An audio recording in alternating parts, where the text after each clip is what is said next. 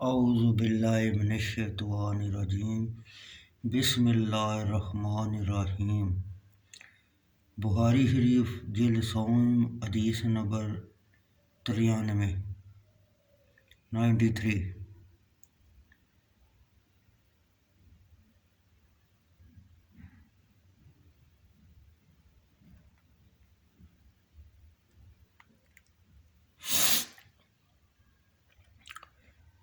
ظاہری محمد بن مسلم بن شہاب سے روایت ہے، انہوں نے کہا مجھے عروہ بن زبیر رضی اللہ تعالیٰ عنہ نے خبر دی کہ ابو سلمہ کی بیٹی زینب نے اس کو خبر دی کہ حبیبہ املا بنت ابو سفیان نے ان کو خبر دی۔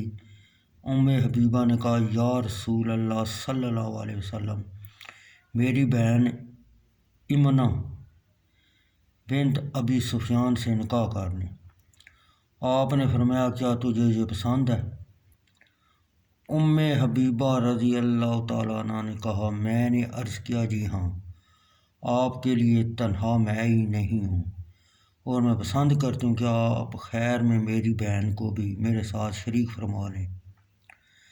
نبی اکرم صلی اللہ علیہ وسلم نے فرمایا یہ میرے لیے حلال نہیں، کیونکہ جمع بین الاخواتین لازم آتا ہے۔ حبیبہ رضی اللہ تعالیٰ عنہ نے کہا میں نے عرض کیا ہمیں یہ خبر پہنچی ہے کہ آپ ابو سلمہ کی بیٹی درہ سے نکاح کرنا چاہتے ہیں۔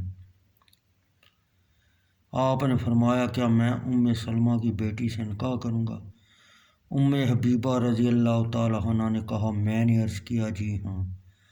آپ نے فرمایا اگر وہ میری پرورش میں نہ ہوتی تو جب بھی میرے لیے حلال نہیں تھی، کیونکہ وہ میرے رضائی بھائی کی بیٹی ہے۔ مجھے اور ابو سلمہ کو صوبیہ نے دودھ پلایا، مجھ پر اپنی بیٹیاں اور بہنیں پیش نہ کرو۔ عروہ بن زبیر نے کہا اب صوبیہ ابو لہب کی لونڈی ہے۔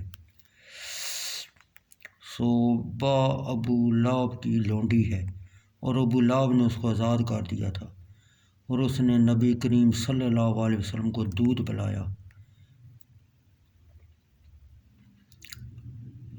اور جب ابو لہب مر گیا تو وہ اپنے بعض گھر والوں حضرت عباس رضی اللہ تعالیٰ عنہ کو برے حال میں دکھایا گیا۔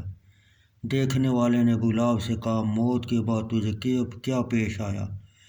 ابو لہب نے کہا تمہارے بعد مجھے کچھ نرمی یا